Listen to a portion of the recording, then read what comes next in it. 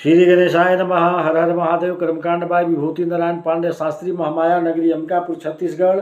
गीता ज्ञान चैनल में आप सबों का हार्दिक स्वागत है। माताओं, बहनों एवं प्रिय साथियों, आप लोग कैसे हैं? आशा करता हूं कि आप सब अच्छे से होंगे और अच्छा से होना भी चाहिए।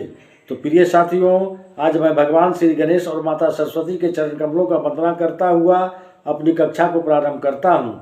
तो आज हमारी जो कक्षा का विषय है वह है विष कन्या योग क्या है, जाने और समझें।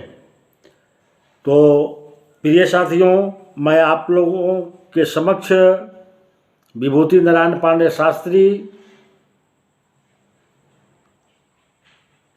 बहुत बहुत अभिनंदन और स्वागत।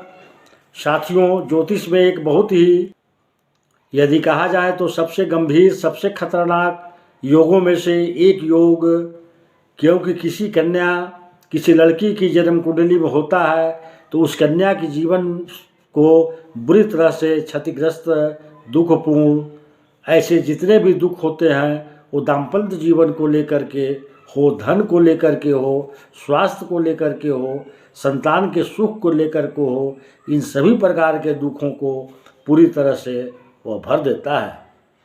तो इस योग का नाम है विष योग। मेरा अनुरोध है कि वीडियो को पूरा देखने की कृपा करें ताकि आप इसे पूरी अच्छी तरह से समझ पाएँ। जो नए व्यूअर्स हैं कृपया चैनल को सब्सक्राइब करें और वीडियो को ज़्यादा से ज़्यादा लाइक और शेयर करें। तो चलिए, आज का जो हमारा विषय है वह पंचांग के ऊपर आधारित है। पंचांग से लिया हुआ कैलकुलेशन है, एक फार्मूला है जिसके आधार पर हम उस योग का कैलकुलेशन करते हैं, जिसे हम विष कन्या योग कहते हैं। यह योग क्या होता है, इसका निर्माण कुंडली में किस प्रकार से होता है और इसका फल क्या देखे गए हैं, किसी जातक के जीवन में, इसके ऊपर हम बात करेंगे तथा हमको इसका क्या उपाय करना चाहिए जिससे विष कन्या योग की शांति हो। तो प्रिय साथियों, इसमें डरने की आवश्यकता नहीं है। जब बीमारी है तो उसका इलाज भी संभव है जिससे विष कन्या योग की शांति हो। आप लोगों ने विष कन्या योग के विषय में कई जगह सुना होगा और कई लोग तो विष कन्या से डरते हैं। यहाँ तक समाज में कई कुरीति, कई अंधविश्वास फैले हुए हैं और उसे हमें हटाने की आवश्यकता है। किसी भी अंधविश्वास का शमन सात्विक ज्ञान से ही हो सकता है, अर्थात तटस्थ ज्ञान की प्राप्ति से ही किसी प्रकार का अंधकार हट सकता है। तो आज हम विष कन्या के ऊपर प्रकाश डालने वाले हैं। तत्व ज्ञान का प्रकाश क्या है? यह विष कन्या योग दोस्तों, कुछ नक्षत्र ऐसे होते हैं जो किसी विशेष तिथि एवं वार पर हो तो ऐसे योग में कई बालिका जन्म लें तो वह विष कन्या कहलाती है। कोई विशेष तिथि वार किसी विशेष नक्षत्र में, जैसे यदि अश्लेषा नक्षत्र में जन्म हुआ हो और उस दिन रविवार पड़ता है और द्वितीया तिथि भी हो तो उस दिन जन्मी बालिका विष कन्या कहलाती है। शास्त्रों में 6 प्रकार के विष कन्या योग का वर्णन मिलता है। उसकी सूची के ऊपर हम बात करते हैं। जैसे किसी का जन्म अश्लेषा या शतभिषा नक्षत्र में हुआ हो और उस दिन रविवार पड़ रहा हो और द्वितीया तिथि हो तो उस दिन जन्मी बालिका विष कन्या कहलाती है। दूसरा योग है, यदि किसी कन्या का जन्म कृतिका या विशाखा या फिर शतभिषा नक्षत्र, इन तीनों नक्षत्रों में किसी भी नक्षत्र में हुआ हो, रविवार पड़ रहा हो और द्वादशी तिथि हो, तब भी वह विष कन्या योग का निर्माण करता है। तीसरा है, यदि किसी कन्या का जन्म अश्लेषा, विशाखा या शतभिषा नक्षत्र में मंगलवार को सप्तमी तिथि के दिन होता है तो वह विष कन्या कहलाती है। चौथा, अश्लेषा नक्षत्र शनिवार और द्वितीया तिथि, यदि इन तीनों योग किसी एक दिन पड़ जाए और जिस कन्या का जन्म हो रहा है वह विष कन्या कहलाती है। 5वां योग है शतभिषा नक्षत्र पड़ रहा हो, मंगलवार हो और द्वादशी तिथि हो तो वह विश्व कन्या योग का निर्माण करता है।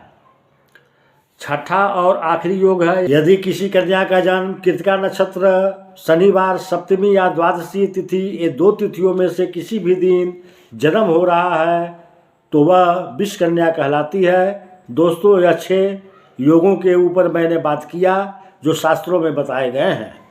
विष कन्या योग के निर्माण होने के लिए ऐसा माना जाता है कि विष कन्या अपने माता पिता के लिए तो घातक सिद्ध होती ही है और जिस घर में वो विवाहित होकर जाती है वहाँ पर अपने पति के लिए अधिक नुकसानप्रद सिद्ध होती है। कई बार तो संतान उत्पन्न होते हैं और संतान की भी मृत्यु हो जाती है, जैसा विष कन्या योग का विषमता होगा इस प्रकार कि उस जाति की जन्म कुंडली होगी। इस आधार पर विषमताएं घटती या बढ़ती है। विष कन्या सदैव अपने पति के लिए घातक सिद्ध होती हैं, यहाँ तक कि पति की मृत्यु भी हो सकती है। और चूँकि नाम में ही विष कन्या है वो किसी को भी विष देने वाली विष कन्या का अर्थ हुआ। जब पौराणिक काल में जब राजा लोग विष कन्या का इस्तेमाल करते थे किसी के वो मृत्यु देने के लिए, लेकिन आपके मन में यह ख्याल अवश्य उत्पन्न हो रहा होगा सिर्फ विष कन्या ही होती है या विष पुरुष भी होते हैं।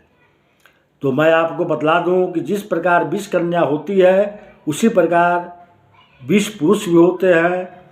मेरे बताए गए 6 योग में से किसी योग में अगर पुरुष का भी जन्म हुआ है तो वह पुरुष विष पुरुष कहलाता है और उसका भी फल विष कन्या के समान ही समझना चाहिए।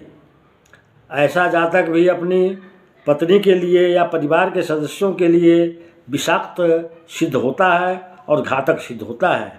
विष कन्या योग का क्या उपाय होना चाहिए इसके ऊपर हम बात करते हैं।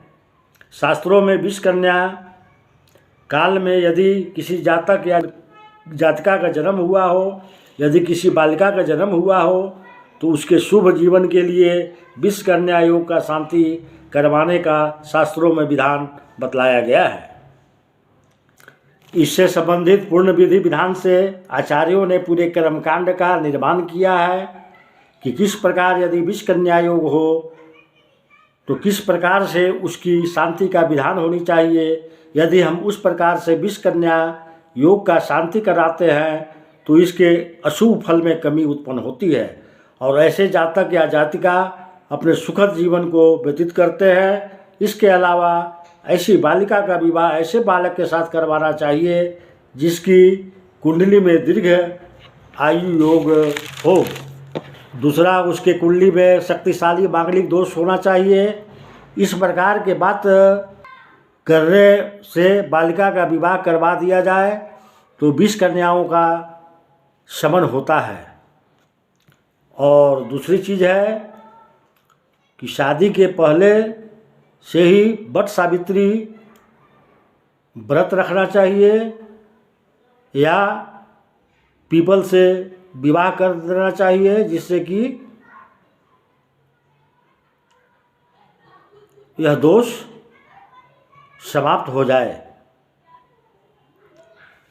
और तीसरा उपाय है जिस कन्या के कुंडली में विष पुरुष योग का निर्माण हो रहा है, यदि विष कन्या का विवाह विष पुरुष से करवा दिया जाए तो विष कन्या योग का फल समाप्त होता है। तो दोस्तों था मेरा विश्लेषण विष कन्या के ऊपर। तो प्रिय साथियों, आज मैं अपनी कक्षा को यहीं समाप्त करता हूँ। नमस्कार।